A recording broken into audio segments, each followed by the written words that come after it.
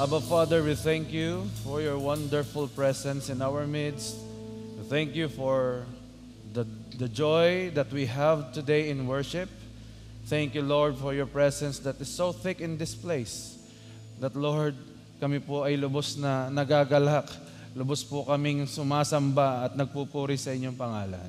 Salamat, Lord, for this opportunity. And once again, Panginoon, ina-acknowledge namin that you are here. Your presence is here. Sinabi mo sa iyong salita, pangako niyo po yan. Kaya alam namin narito kayo sa aming kalagitnaan. And Lord God, kung may nakikita pa po kayong karumihan sa puso't isip namin, kami po ay nagpapalinis ng inyong banal at makapangyarihang dugo.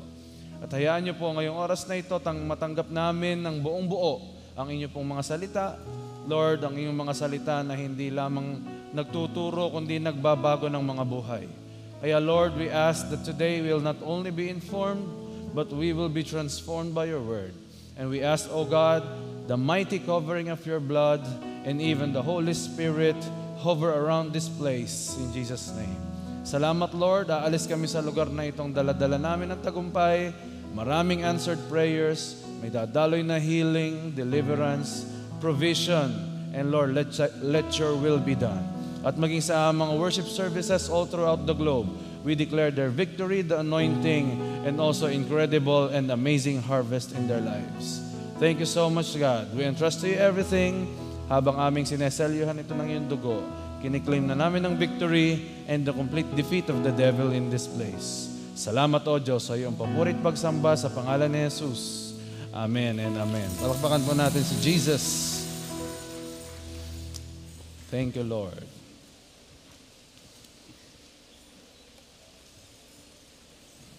Before I start, nais ko lang pong i-remind yung pong mga magulang na may mga kasama po silang mga kids na age 4 hanggang 12. Kayo po ay aking inaanyayahan ng inyo pong mga anak ay inyo pong dalhin sa kids church para po kayo ay makapag-focus din po sa salita ng Diyos, and at the same time, ang inyo pong mga anak na 4 years old to 12 years old ay meron po sa kanilang sariling Word of God, may feeding, may activities. Sa halip po sila'y nandyan sa inyong tabihan at naglalaro, mas maganda po kung sila po ay inyo pong maa-usher papunta sa kids church. Meron po ba tayong mga staff ng Anointed Kids Church na naririto? Okay? So yung pong ating kids church ay dito po sa akin pong kanan. Samahan niyo po ang inyong anak papunta doon po sa ating kids church dito po sa may kanan ko. Praise God. Let us declare Luke chapter 4 verse 18 to 19. The Spirit of the Lord is upon me, because He has anointed me to preach the gospel to the poor. He has sent me to heal the brokenhearted, to preach deliverance to the captives and recovery of sight to the blind, to set at liberty them that are bruised, and to proclaim the acceptable year of the Lord, for our God is Jesus, the Anointed One, our faithful and glorious God. Palakpakan natin si Jesus, our good God. At ang ating kultura po, i-declare natin, 1, 2, 3, go. I am a blessing. I am anointed. I am a deliverer. I am a good follower. I don't destroy, I build. I am not seasonal. I appreciate everyone and everything. I am part of something big. I'm in partnership with Christ. And I am not extreme. Amen. Thank you, Lord.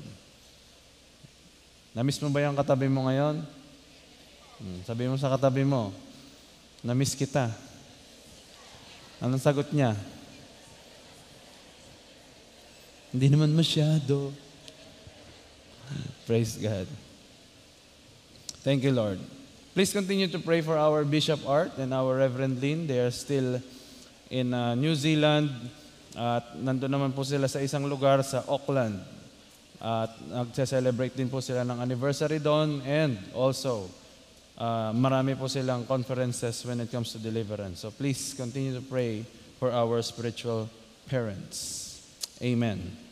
Ang ating mo pag-uusapan ngayon, ang pamagat po ay ramdam ka ng Diyos, o ramdam ka ni Lord. Sabihin mo sa katabi mo, ramdam ka raw ni Lord. Si Lord po, ino-honor niya ang emotion. God honors emotions. Kaya po sa totoo lang, hindi po totoo na kapag nasa church ka, bawal tumawa. Dapat daw seryoso lang. Meron pong church na ganun buti na lang ang JA1 hindi ganun. Pag nasa church ka, bawal ka masyadong gumalaw. Bawal tumawa. Dapat seryoso ka lang. Kapag mas seryoso ang itsura mo, mas banal. Tingnan mo yung katabi mo kung ganyan-ganyan yung pagkabanal dapat. Parang ganyan-ganyan nga. Bawal din daw po ang umiyak. Kasi hindi raw dapat maging basihan ng presensya ng Diyos ang pag-iyak. Okay lang tumawa at umiyak sa church. Totoo po yun. Okay lang po yun ha. Kung kayo po'y tumatawa, umiiyak, habang tayo po'y nasa church, okay lang po yun. Normal po yun. Because God honors emotions. Basta wag mo lang pagsasabayin yung tawa at iyak.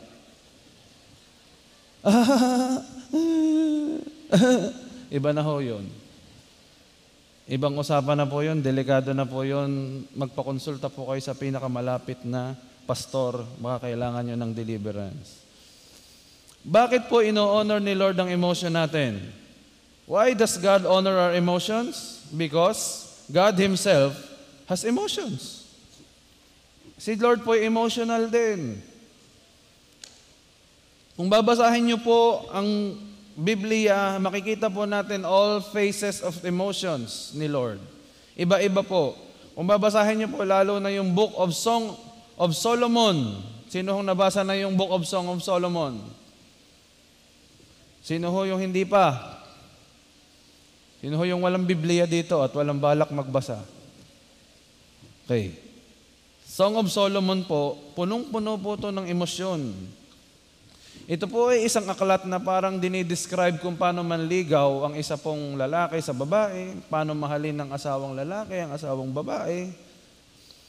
It is God being represented by the man, and it is also the woman representing the church. So that is the context of the Song of Solomon.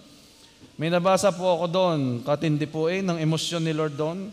Sabi po doon, sabi nung lalaki sa babae, ang iyong buhok ay parang balahibo ng kambing na kulay itim na dumadaloy mula sa ibabaw ng bundok patungo sa lambak ng Hebron. Try mo nga po yun sabihin sa iyong katabi ngayon. O kaya kung may nililigawan ka, ayun sasabihin mo. Kaya may crush ka. Alam mo, crush kita. Yung buhok mo ay parang balahibo ng kambing. Aba, parang pag yun ang narinig po ng crush mo, makakatikim ka, Papa, ano sinasabi mo? Si Jesus po ay full of emotions. The Holy Spirit can be grieved. May emosyon din. Umiiyak kung kinakailangan. Jesus is interceding for us day and night. Umiiyak siya sa pag-i-intercede sa atin. Therefore, may emosyon. Nagdiriwang kung may dapat ipagdiwang. Lalo na sa mga taong close sa Kanya. Sa mga disciples niya, may emotion si Jesus. Kay Lazarus, He has emotion for Lazarus, and also sa mga may sakit na Kanyang nakakasalamuha. Alam niyo po kung anong tawag doon? Ang tawag po doon ay compassion. Sabihin nga po natin compassion. Pinakita po ng Biblia kung gaano makapangyarihan ng Diyos. Naniniwala po ba kayong makapangyarihan si Lord? Sinong naniniwala? Amen. At the same time, napakaganda ng combination. Makapangyarihan ng Diyos, and at the same time, napaka-compassionate. Napaka-mahabagin. Aanin mo ang kapangyarihan kung wala ka namang compassion. At lalong aanhin mo ang compassion kung wala kang power. God is a great symbol of power and at the same time compassion. Kaya siya po, all-powerful, siya ang pinakamakapangyarihan sa lahat, and at the same time, ramdam na ramdam niya ang pinagdadaanan mo. Meron siyang emosyon para sa iyo. Yung dinadaanan mo, dinaanan din niya yon. Ramdam niya din niya yon. Kung anong sitwasyon mo ngayon, yan din ang nararamdaman ni Lord for you. Do you believe that? Kaya wag po nating aakalain na tuwing lalapit tayo sa Diyos, feeling natin hindi siya makaka-relate. Hindi po ganon. Sasabihin sa iyo ni Lord, anak, ramdam kita. Mayroon akong compassion sa iyong sitwasyon. Kaya ikaw ay tutulungan ko. Kaya kitang tulungan, anak, kasi ako'y all-powerful God. Kaya okay lang na mag-express ka ng emosyon mo. Sa Diyos lalo na. Pwede kang magpakatotoo. Pwede kang umiyak. Itaas mong iyong kamay. Gawin mo ang gusto mo sa pagsamba. Kahit mo si David. David was a king during his time. Pero nung siya'y sumasamba sa Diyos, nagpapagulong-gulong po siya sa kalye. Habang nakikita ng buong Israel. Yung kanya nga pong asawa, kinahihiya siya. Ano ka ba, hari ka? Ba't ganyan kang umasta? Sabi ni Lord, hindi, wag mo siyang pakialaman, nalulugod ako sa kanyang pagsamba. Kaya kung mag-e-emote ka, okay? Sino ho dito yung mahilig mag-emote? Yung bago dumating dito, tinoyo pa. Meron hong ganon? Huwag kang mag-e-emote sa katabi mo. Bakit? Hindi yan si Lord. Doon ka mag-e-emote sa Diyos na may power at may compassion. Bakit? Siya yung may concern at makakatulong sa atin.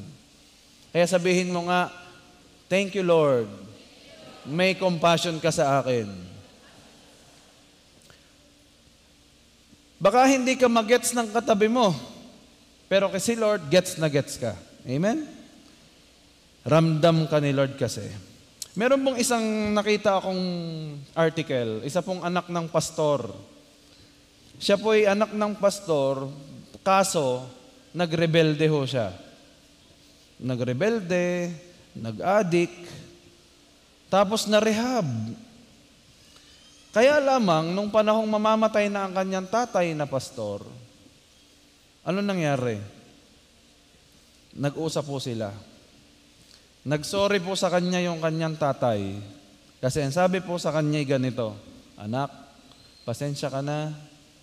Nagsosorry ako sa iyo dahil hindi man lang kita nayayang kumain sa labas buong buhay mo.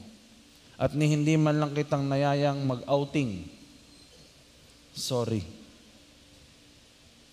Yung pong anak na yon, psychology student or psychology graduate, kaya niya daw pong i-turn off ang kanyang emotion. Pero nung oras na yon, hindi ho niya napigilan, hindi niya kinaya, umiyak siya ng umiyak nang hindi niya malaman. Kaya po, ang naging pangako niya sa kanyang father, ipagpapatuloy ko po ang inyong nasimulan.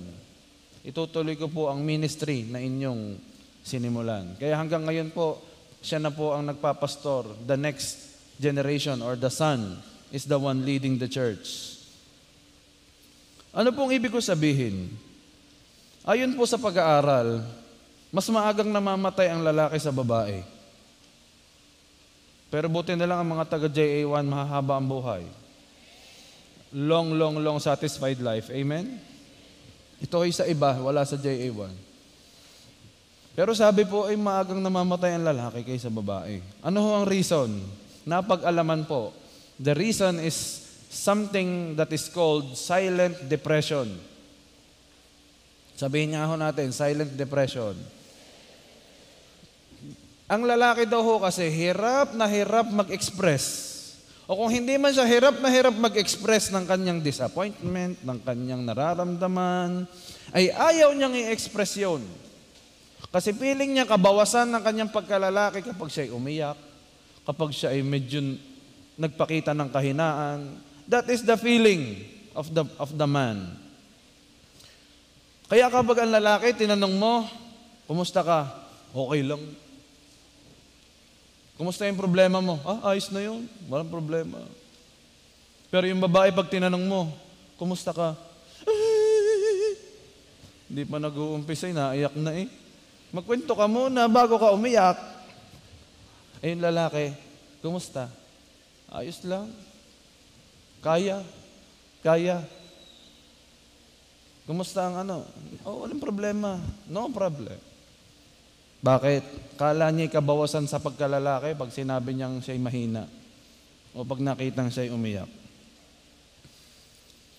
Pero sa loob-loob, masamang-masama na ang loob. Masamang-masama na. Hindi niya alam, ramdam na ramdam ni Lord John. Gusto niyang sabihin, ano ka ba anak? Ilabas mo. Huwag mong kimkimin. Sa lahat naman ng itatanim mo, huwag mong itanim ang sama ng loob. Huwag galit ang itatanim. Magtanim ka na ng anumang bagay. Huwag lamang galit at sama ng loob. Sa pantalang ang pagbabae, kapag masama ang loob, nasa ng aking BFF. Kakwento ko yung nangyari. Pag nirant mo yan sa social media, ano magagawa ng social media sa'yo?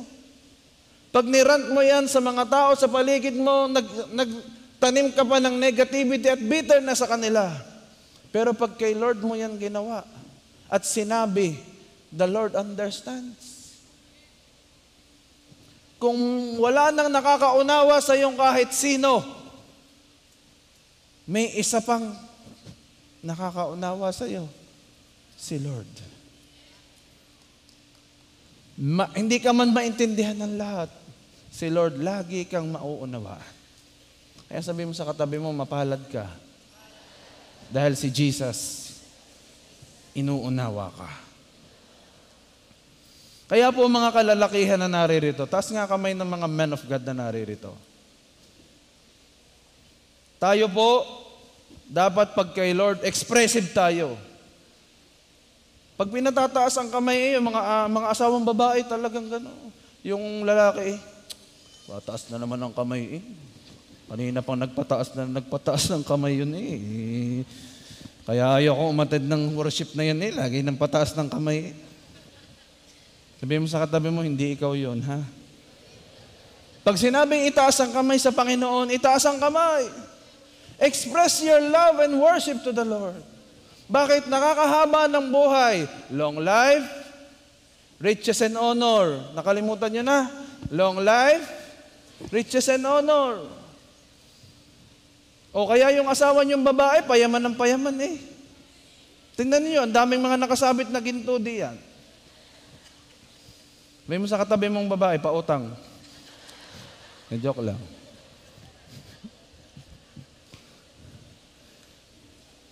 I-express mo. Ito pa. Buti na lang po, ang JA1 Church nag-move po sa discipleship. Ay dapat ma-involve ka sa isang life group o A group. Kung ikaw ay lalaki at hindi ka makapagsabi sa iyong asawa, kasi siya ang issue mo, alam nga namang yung asawa mo ang issue mo, sa kanya mo sasabihin.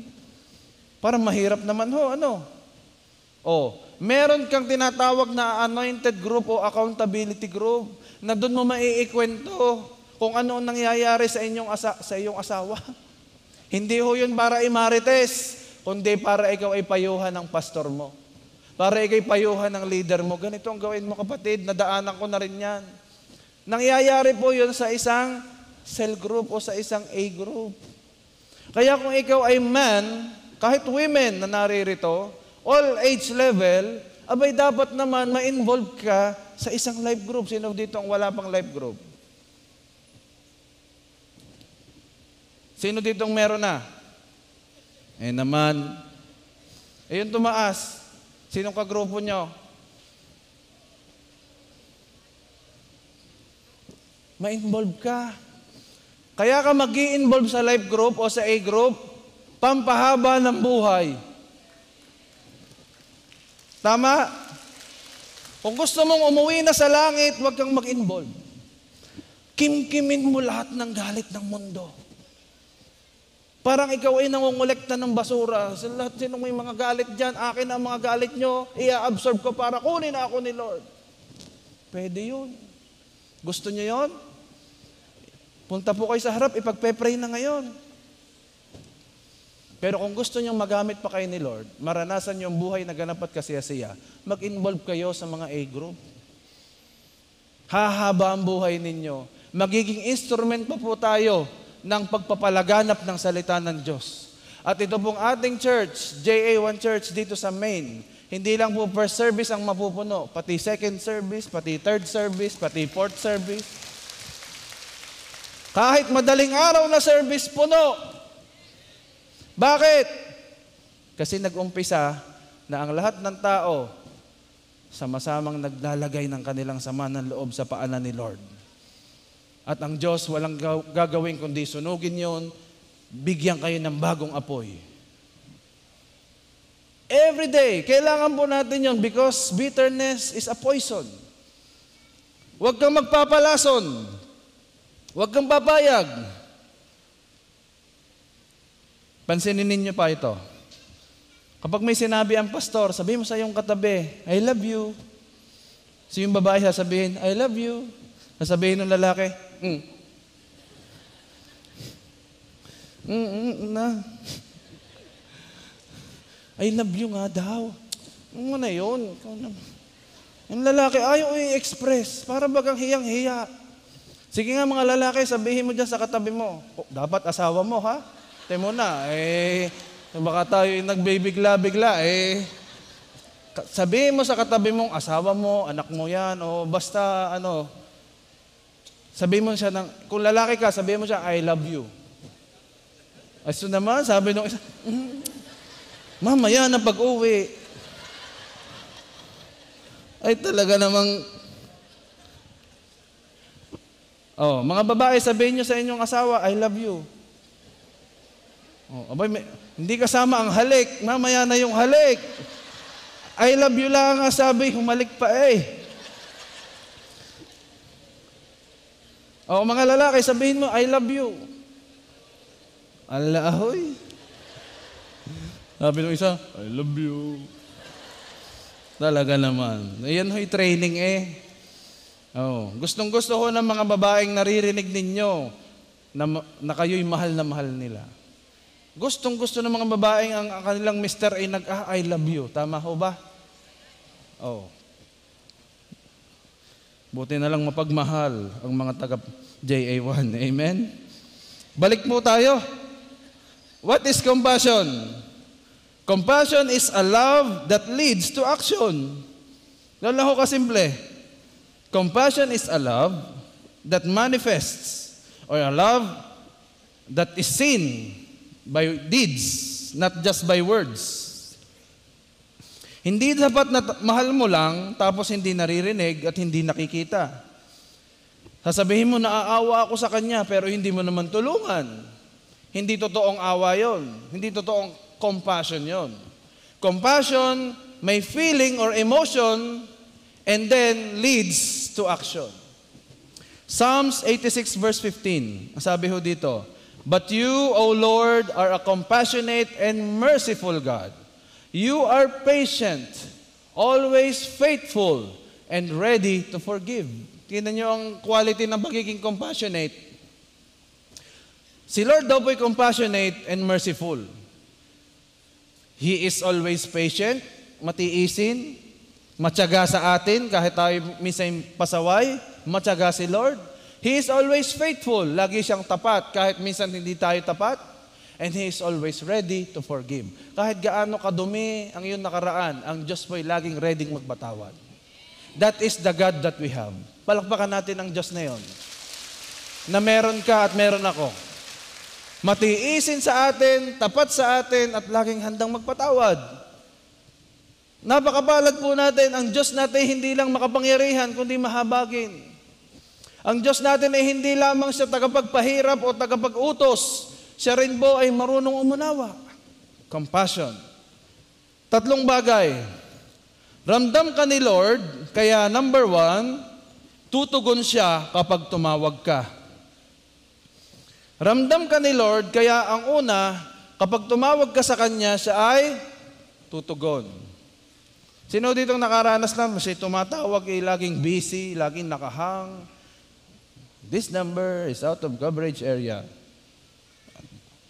Alam niyo si Lord, God is never busy to answer us. God is never offline. Hindi ho siya na-offline. God is never out of coverage area. Hindi ho siya nawawala ng signal. Tayo lamang po talaga ang nawawala ng signal paminsan-minsan. At kahit puno ang ating signal, ayaw mo naman tumawag. He is not, and He will never have an empty battery for you. Ang Diyos po ay hindi maiigahan ng baterya para sa atin. Ibig sabihin, hindi siya susuko, hindi siya bibitiw. Kahit gaanong nakikita niya, parang ang anak kong ito ay tuloy-tuloy sa kanyang mga ginagawang di maganda, ang Diyos pa rin po ay laging faithful, ready to forgive, and always patient. Anong gagawin natin? Tumawag ka lang. Pag tumawag ka sa Kanya, siya ay tutugon. Ano ulit yung hotline natin? Jeremiah 33 verse 3. That is the hotline of God. Anong sabi doon? Tumawag ka sa akin at sasagutin kita. At ipahahayag ko sa iyo ang mga kahanga-hanga at may hiwagang bagay na hindi mo pa alam. Tumawag ka daw sa Diyos at siya'y sasagot. Hindi lang siya sasagot sa iyo, meron ba siyang ipahahayag? Parang si Abraham, ipinahayag ng Diyos kay Abraham lahat ng mga kahanga-hanga at may hiwagang bagay. We have the Abrahamic anointing. We have the Abrahamic blessing. Kaya kapag tumawag ka sa Diyos, hindi ka lang tutugunin. Meron pa siyang mga ipapahayag sa iyo na mas mga kahanga-hanga at may hiwagang bagay. Na minsan ikaw lang ang may alam, ang JA1 family lang ang may alam at hindi maintindihan ng iba. Ang tawag po doon is amazing and mysterious things from the Lord, i-reveal niya po sa atin. At hindi lang siya sasagot, lagi siyang may gagawin. That is compassion. Pag tinawagan mo siya, tutugon siya, pero meron siyang aksyon. In the book of Mark chapter 1 verse 40 to 42, a man with leprosy came and knelt in front of Jesus begging to be healed. Sabi po nung tao, if you are willing, you can heal me and make me clean, he said. Be healed. Instantly, the leprosy disappeared and the man was healed. Ang dami yung tao ngayon may leprosy. Hindi ho ito physical. Pero ang leprosy tinutukoy ko ay iba't ibang bahagi ng buhay. Pag sinabi kasing leprosy, naaagnas. Buhay pa pero naaagnas na. Naaagnas na yung balat, yung mga tenga nalalaglag bigla, yung ilong nalalaglag bigla. That is leprosy. Hanggang doon na po siya mamatay, mauubos na po yung lahat-lahat sa kanyang katawan. Ganyan po ang ginagawa ng spiritual leprosy. Dinadry nito ang iyong connection sa Diyos. Sinasabi nito na kahit lumapit ka sa Diyos, hindi ka natatanggapin ni Lord. Ang sinasabi nito, ano man ang hingin mo sa Diyos, hindi naman ibibigay sa iyo dahil hindi ka karapat-dapat. Ang tawag po doon, spiritual leprosy. Pinapatay nito ang connection mo sa Diyos. Financial leprosy. Hindi mo maintindihan bakit hindi matapos ang iyong utang. Hindi matapos-tapos ang buhay mo na hindi ka nai-scam. That is called spiritual leprosy. Financial leprosy. At ang dami pang aspeto ng buhay natin na may leprosy. Pero alam niyo po, si Lord po, compassionate. Pag ang Diyos po ay kumilos ng may compassion, in verse 41, anong sabi doon sa verse 41? Moved with compassion, Jesus reached out and touched him. I am willing, he said, be healed. At sabi po doon, instantly, sabihin natin instantly. Kapag pala si Lord kumilos na, may kasama yung compassion. Ang matindi dito, pag leprosy, nakakahawa. Hindi mo pwedeng hawakan ng taong may leprosy. Mahahawa ka for sure. Kahit mapalapit ka sa kanya, yung hangin ay pwedeng mapaspas sa'yo, makontak mo yung sakit na leprosy. Kaya po ang mga leprous people ina-isolate sa ibang island, sa malayong lugar, kasi po nakakahawa. Pero si Jesus, tingnan ninyo yung nagawa ng compassion. Nagawa ng compassion ay inabot. Jesus reached out and touched him. Napakatindi ng ginawa ni Jesus. Hindi niya inisip na ako'y baka mahawahan nito. Baka ako'y sunod na magkaroon ng ketong. Ang sabi ni Jesus, ang mahalaga, ako'y may habag sa iyo, kikilos ako sa pamamagitan ng aking habag sa iyo, hahawakan kita at idedeklara ko sa iyo, I am willing, I will heal you, and you will be healed. Kaya kung lalapit ka ngayon sa Diyos at tinatanong mo, Lord, willing ka bang pagalingin ako? Sasabihin ni Lord sa iyo, yes, I am willing, be healed. Kaya nga tinanong nung leprous person willing ka ba, Lord? Kasi pwedeng hindi siya willing dahil nakakahawa siya. Kaya tinanong niya, Lord, are you willing? If you are willing, please heal me. Ay sumagot si Jesus, yes. Papakita ko sa iyong hindi lang ako willing. Willing na willing na willing. Aabutin kita, hahawakan kita, para yung kagalingan dadaloy sa iyo. Kay Jesus pala, pag kumilos siya in compassion, yung negative, yung pabagsak, yung pawala na, umaangat pa, nagkakabuhay pa, gumagaling pa, nare-restore pa, nare-reconcile pa, nabubuhay pa ang finances. Sinabi ng doktor, hindi nagagaling. Sabi ni Jesus, hindi, I am willing, be healed. Jesus is compassionate. Alam nyo, kaya po marami po ang nagdi-deliverance na minsan hindi umangat yung karga, hindi umalis yung karga. Yung nagmi-minister, walang compassion. Naiinip na, ang tagal naman Umangat ka. Ala, sa iba na. Nakita ko ang ating bishop, talaga pong na-train siya in compassion sa mga souls. Kaya naman po nung na-train siya, ngayon po ay kada lapit niya ay agad ibumaba. Why? Because if you move with compassion, may napakalaking transformation na mangyayari. Amen? Yung mga nanlilimos sa labas, wag mo nang isipin kung sindikato o hindi. Basta bigyan mo ng 5 piso, maawa ka sa kanila at hindi ikaw yung nandoon. Ikaw yung nakasakay. Ikaw ay nagbibigay. Mas gusto mo, magbinibigyan ka o ikaw nagbibigay? Nagbibigay. Kaya hayaan mong, i-bless mo nang isipin, sindikato ho yan ano yung namimihasa Yun po'y sa akin sige lang. Para sa Diyos yon, sabi ng Biblia, pag tumulong ka sa mahihirap, nagpapautang ka sa Diyos. At ang Diyos ang magbabayad sa'yo. Amen ba? Huwag mo nang isipin, basta ikaw'y mahabag na lamang sa mga tao yung kailangan nila si Jesus. And one way to help them and to make them know Jesus, bigyan mo. Pagkabigay mo, Jesus loves you. Pagpalain ka ng Diyos. Let us be an extension of God's compassion. Amen? Ngayon, kapag tumawag ka, tutugon si Lord. Sino ho ditong tatawag kay Lord today? Sino ditong may isusumbong sa Diyos? May itatawag sa Diyos? Umasa ka ngayon na pag tumawag ka, may tugon sa iyo, ipapahayag niya pa ang mga magaganda at dakilang bagay na hindi mo pa nakikita at di mo pa nararanasan. Everybody say hallelujah. Everybody say ako yon. Number 2, ramdam ka ni Lord, kaya nakahanda siyang tulungan ka. Okay na yung tumugon siya sa iyo Pero ang tunay na compassion, handang tumulong. Hindi mo lang kinahabagan, hindi ka lang, ay nakakaawa naman. Dapat may kasabay na tulong, may kasabay na aksyon. Meron pong isang batang babae, isa po siyang Kristiyano, at naglalakad po siya sa isang madilim na lugar. Palagi po siyang dumadaan doon. At nakasanayan niya na po, na kapag siya'y nag-iisa, ugali niya na pong laging kumakanta at dinideklara ang word through a song.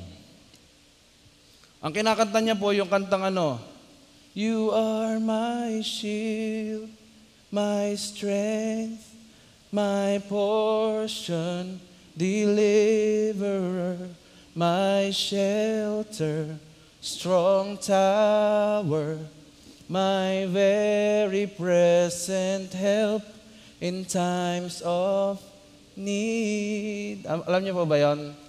Yun po yung kantang po yun ang pamagat ay Made Me Glad. Lagi niya akong kinakanta yun. Lalo pag mag-isa siya, dadaan siya sa madilim na parang eskinita doon sa papunta sa kanila. Ngayon po, nung isang time na siya naglalakad doon ng ganong madilim, kumakanta po siya, meron na palang 2 lalaking sumusunod na may masamang balak sa kanya. Nais po siyang gawa ng hindi maganda. At sa katunayan nito, yung mga lalaki po umikot pa. Pumunta ba doon sa lugar na sasalubungin siya para doon po siya kunin. Tuloy po ang kanta ng batang ito. Hanggang sa makaharap niya po yung mga lalaki. Nako, laking gulat ng mga lalaki. Yung mga lalaki po biglang nagtakbuhan palayo.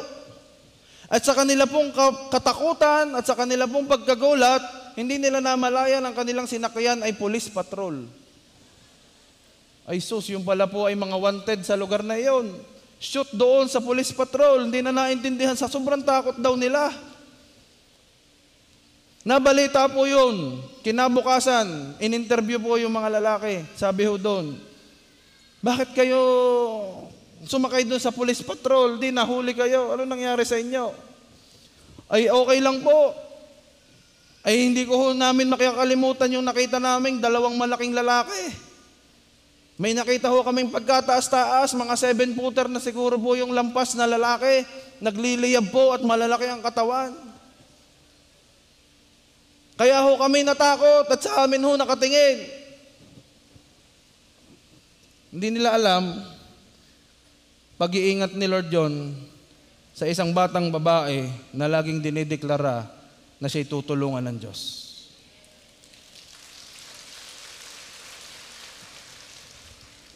Kanta lang ho yun.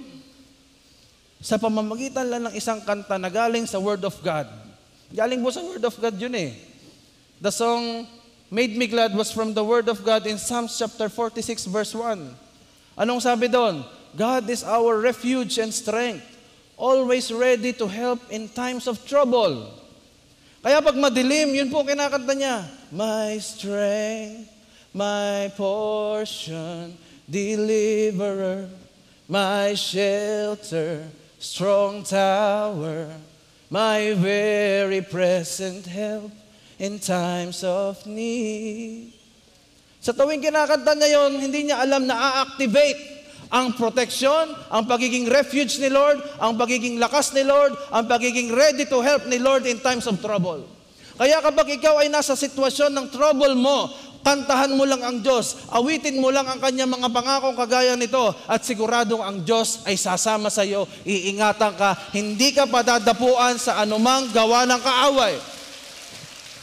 Because the protection of God, if you invite the protection of God is going to be with you. Kaya yung batang iyon, nako, nung marinig po niya yon, tinuloy-tuloy niya na laging umaawit sa Diyos. Laging sinasabi sa Panginoon, my shield, my portion, deliverer, my shelter, strong tower, my very present help in times of need. Sino ngayong nasa trouble dito? Sino ngayong may need dito? Gusto kong sabihin sa iyo, si Lord ay may compassion sa nararamdaman mo. Hindi lang siya naaawa sa iyo, kundi kahanda pa siyang tumulong at ayusin ang sitwasyon mo. Because that is who He is. He is a compassionate God, and He is always willing and ready to help in times of need. My strength, my portion, deliverer, my shelter, strong tower, my very present help. You are my shield. Shall we sing? My strength, my portion, deliverer, my shelter, strong tower, my very present help in times of need.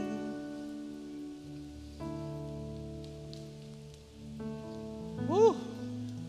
Sino ditong masaya na compassionate God and at the same time a very all-powerful God is in Him? Kinombinasyon ang power, combination of power and compassion ay nasa iyo. Oh, grabe. You can move mountains. You can say to the enemy, dito ka lang, hanggang dito ka lang, hindi mo ko pwedeng galawin, hindi mo pwedeng hawakan ang pamilya ko, ang mga anak ko, ang kabuhayan ko, hanggang dyan ka na lamang. Why? Because you have an all-powerful God who is compassionately in love with you.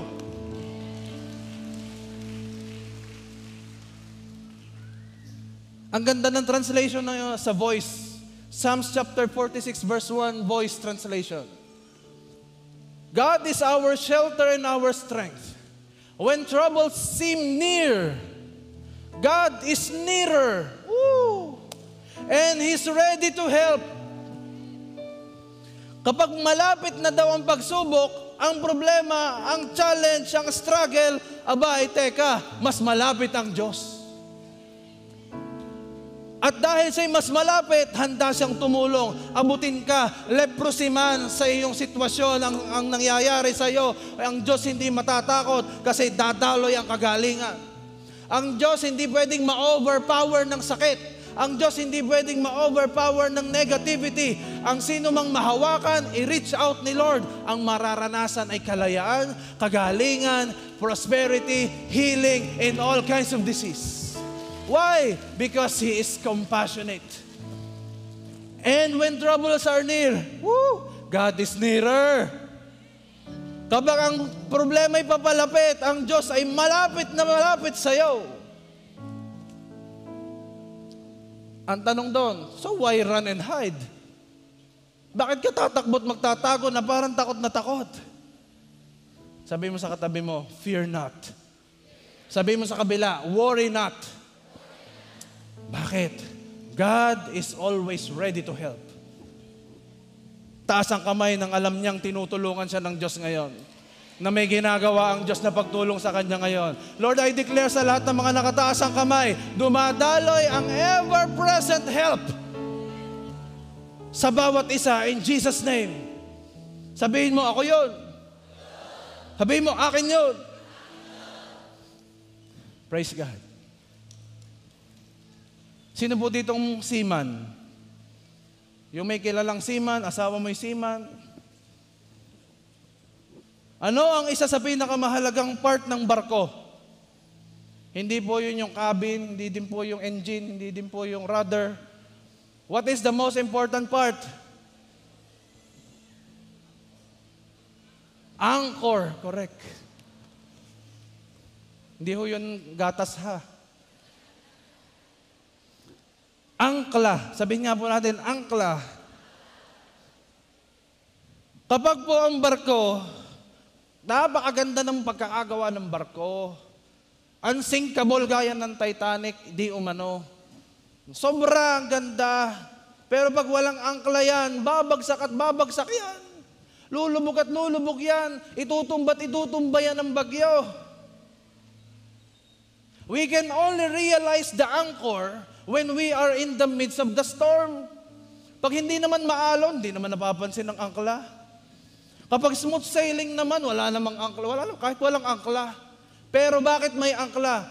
Bakit it's a must na magkaroon ng angkla sa isang barko? Kasi kapag dumaan ng malakas na bagyo, tumaas ang mga alon, ang angkla ang nagpapa-stabilize nito. Kaya kapatid, kanino ka nakaangkla ngayon? Sinong inaangklahan mo? Yung tutulong sa'yo, yung padrino mo na nagsabi, nangako sa'yo, oo, ipapasok kita sa kumpanya, basta ganito ang gawin mo, ganito. Doon ba nakaangkla ang pag-asa natin? Saan nakaangkla ang sinasabi mong paggaling? Sa doktor? No. Iangkla mo ang iyong pananampalataya sa Diyos na hindi pwedeng matibag, hindi pwedeng ilubog, hindi pwedeng sirain.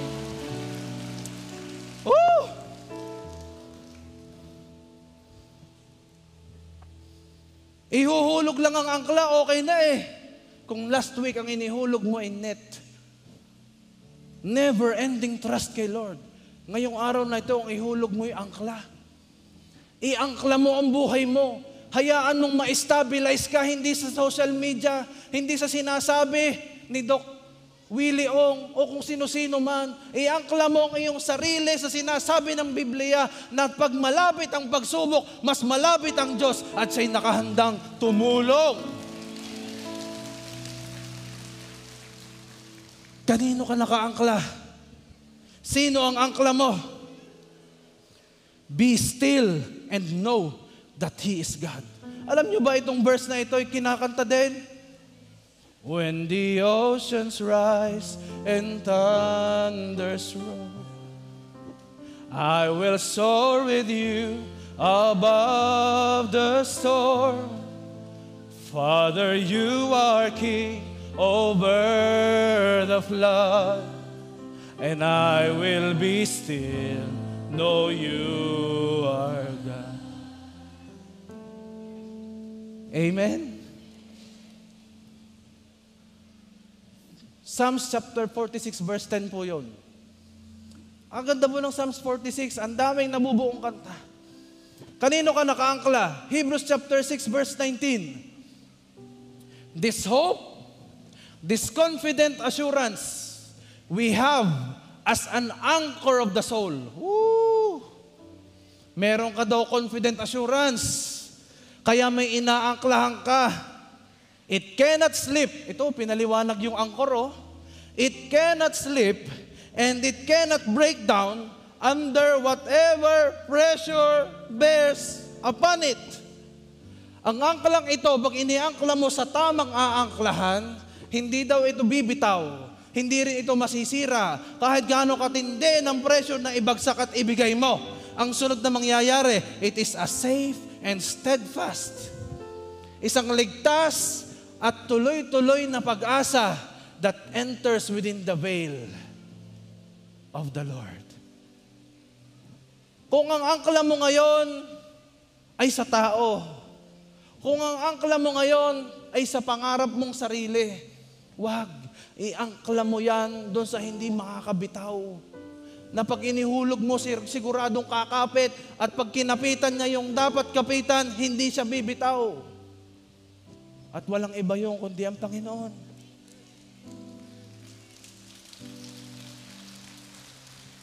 It is a safe and steadfast hope that enters within the veil of His temple, the most holy place in which the very presence of God dwells. Pag umangkla ka pala, nakakaabot yun to the very presence of God. Naaalarma ang kalangitan. Pag nakita ni Lord, may anak akong umangkla sa akin, pinagagana ni Lord ang heavenly realms. At sinasabi niya, huwag kayong papayag na ang kanyang angklay mabunot. Hawakan ninyo, pagtibayin ninyo, kasi ang taong yan nagtiwala sa akin. Kaya ang sabi ni Lord, sino man nagtitiwala sa Kanya, hindi mabibigo. Pinagagana niya po ang heavenly realms kapag nakita niyang isang tao, angklang-angkla sa Kanya. Sabi mo sa katabi mo, umangkla ka kay Lord. And last, number 3, ramdam ka ni Lord, kaya hindi siya lalayo sa iyo.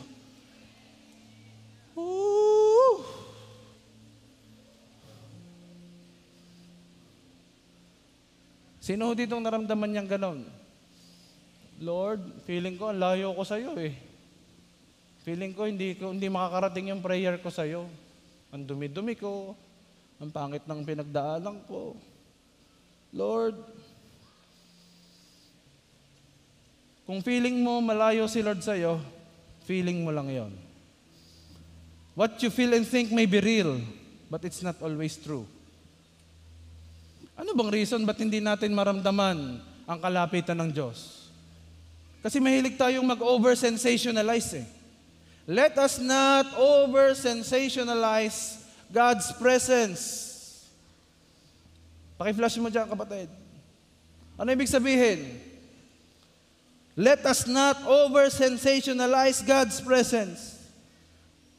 Sa movie, pag nanood tayo ng pelikula, Christian movie, pag lilitaw ang Diyos, lagi ang gusto, ang laki ng boses. Ako ito, ang Diyos. May kulog, may kidlat.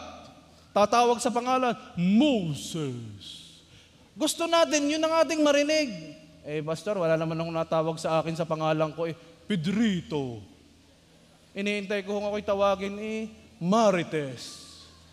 Wala akong natawag sa akin ng ganun You are over-sensationalizing the presence of God. Akala mo mag-a-activate ang presence ni Lord sa iyong sensation o sa iyong senses. Gusto mo pag tinawag ka, Pedrito, may echo. O kaya naman may matinding special effects, namamatay buhay ang ilaw, ang TV biglang lumalabo. Ayan na si Lord, nandiyan na si Lord.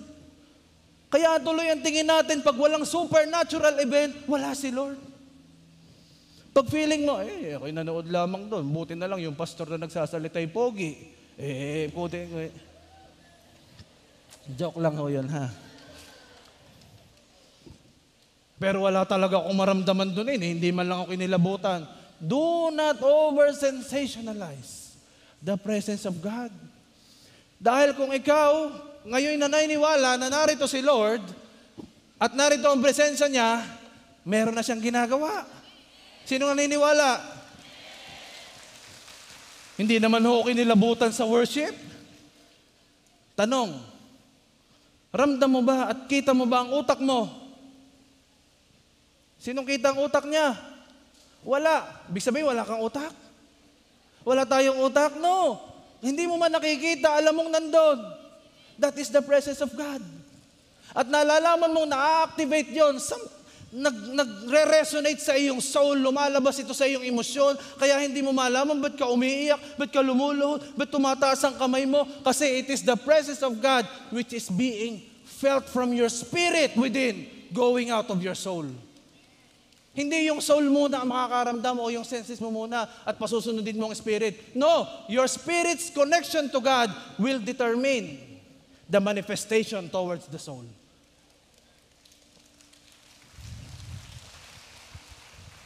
Kaya kung wala kang connection sa Diyos, ay siya, hahanapin mo nang hahanapin.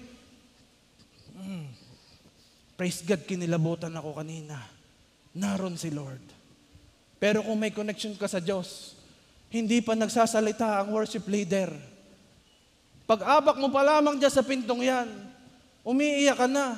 Kasi alam mo, ang Diyos may gagawin sa iyo. Merong ipapaunawa sa iyo, siya pala ang angkla mo. At sa Kanya mo iaangkla ang buhay mo. Umiiyak ka na kasi nararamdaman mo may gagawin siya at mangungusap siya sa iyo.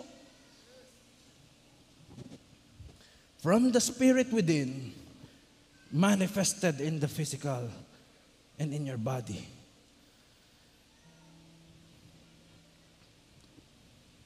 Bakit tayo hindi maramdaman si Lord at feeling mo malayo siya? Our hearts became hardened. Tumigas na ang puso. Let not our hearts be hardened. Kahit anong gawing prayer, matigas na ang puso. Ang tawag doon, callous heart. Paano nangyari yon? Inalaw mong tumigas yan. Sinara mo na ang iyong puso sa kapatawaran. Sobrang komportable ka ng gumawa ng pagkakamali o kasalanan. Therefore, titigas ng iyong puso. Pastor, hindi na ako makapag-pray ng ayos. Tingnan mo. Kung inalaw mong manatili ang unforgiveness, inalaw mong manatili ang sin sa heart mo.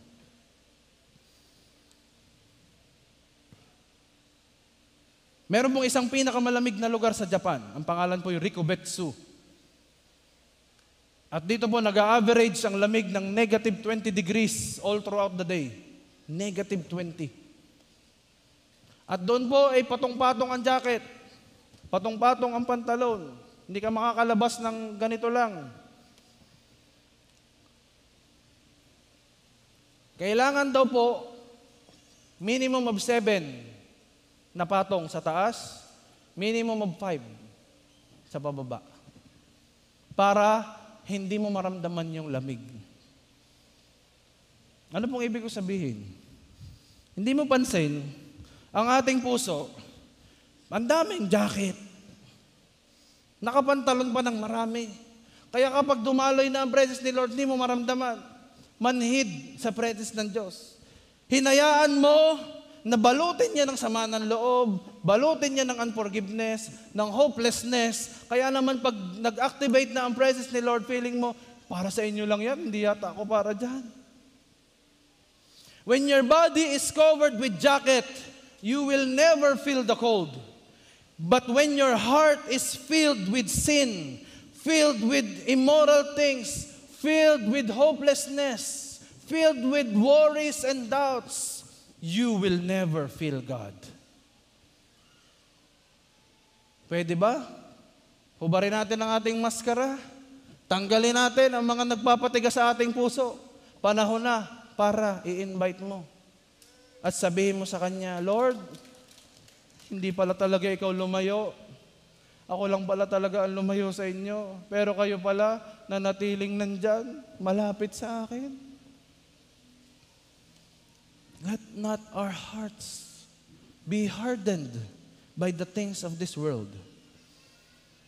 Ngayon, dalawa ang choices natin. Lalapit ka ba sa Kanya? Or hahayaan mo na lang na bahala na po nahihiya po akong tumaas ng kamay nahihiya po akong magpakitang umiiyak po ako hindi ko po feel It's up to you. Or you will humble down, take off your jacket of your heart. Lahat ng nagpipigil para maramdaman mo at maging soft ang heart mo, tatanggalin mo ngayon. I-express mo sa Kanya ang iyong adoration and worship. Kapatid, may transformation na parating dito.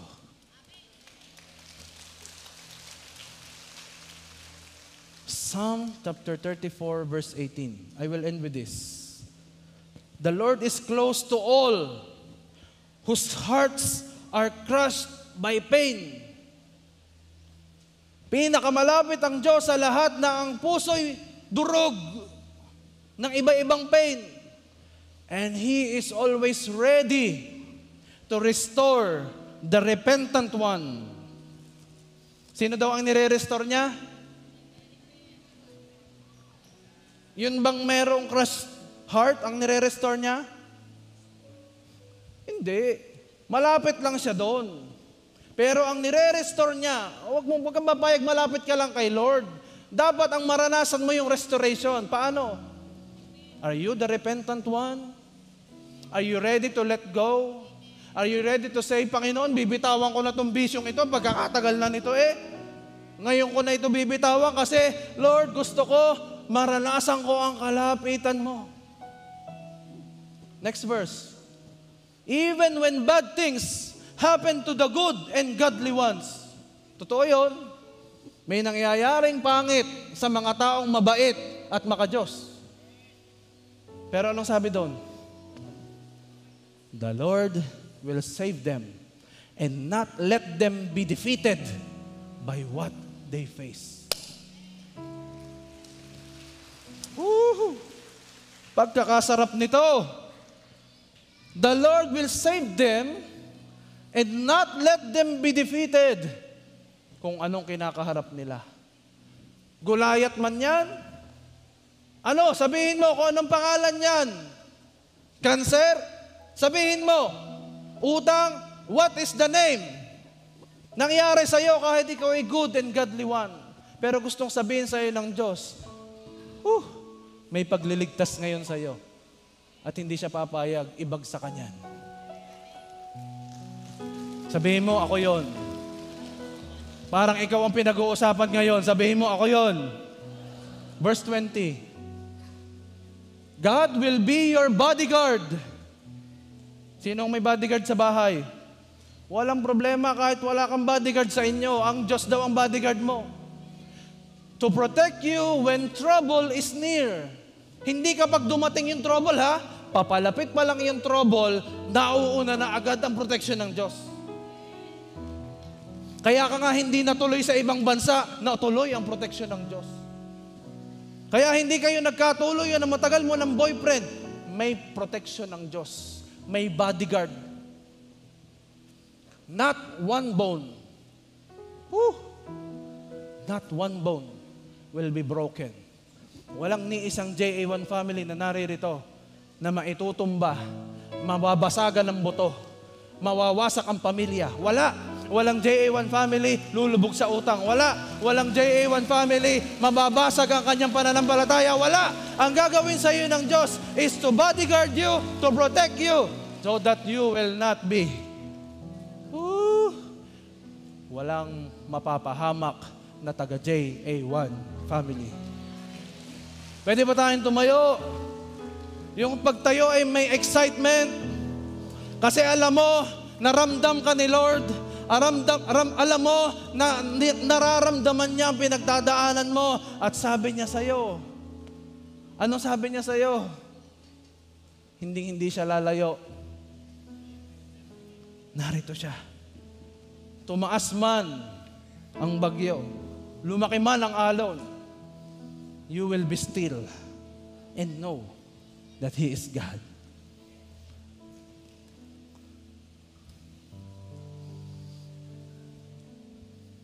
Hide me now. Come on, humingi ka ng protection sa Diyos. Come on. Talk to God through this song. Talk to God through this song.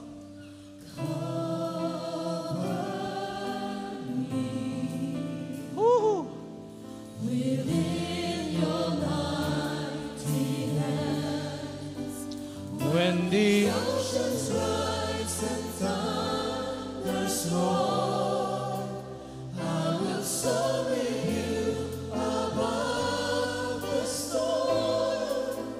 Father, you are King over the flood. I will be still, know you are God. May hawak ang angkla ngayon. Magdesisyon ka kung kanino mo iaangkla yan.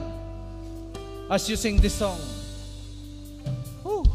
Find rest, my soul. Kanino? Kay Christ. In Christ alone. Know its power.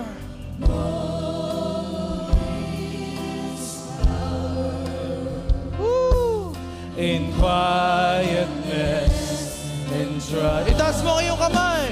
When the oceans rise and thunders roar. Come on, may ginagawa ang Diyos.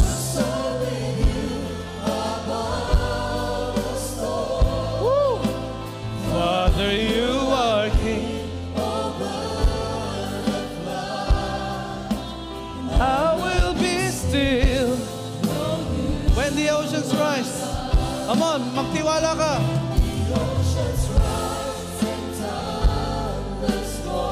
Even those who are in the online. Come on, express your worship, your adoration.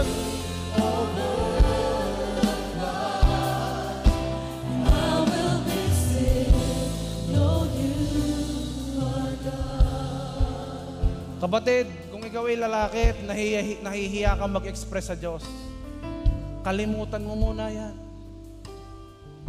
Ibigay mo. Find rest, my soul. Come on, let the Lord move.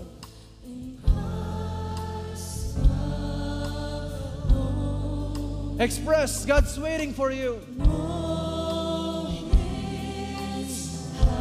In quietness and trust. In quietness and trust. Sing. When the oceans rise and thunders roar, I will soar with you above the storm.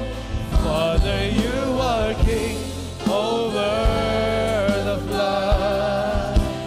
I will be still. When the oceans rise and thunders roar. Thank you, Lord. Come on. God is moving.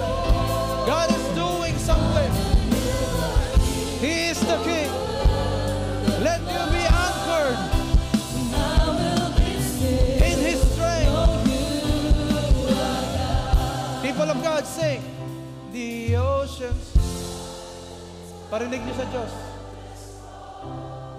Parinig nyo sa thunder, sa storm, kung sino ang kasama mo. Iparinig mo sa trouble, kung sino ang tagapagtanggol mo.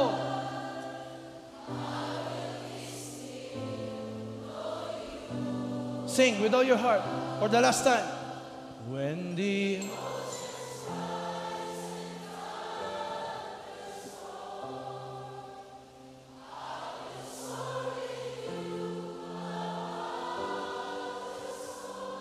oh, you are King.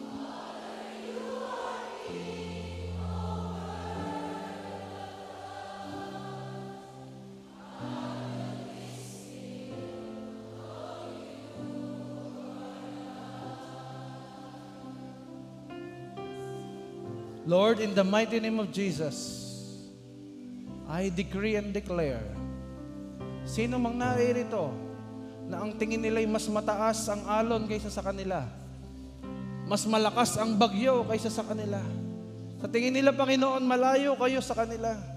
Lord, I pray that today, there will be a transformation in our mind, na kami pala po'y hindi nag-iisa, na sadya palang mataas ang alon, pero sa alon kasama ka naming tumataas din. Hindi kami matatakot kasi sa iyo kami nakaangkla, Panginoon.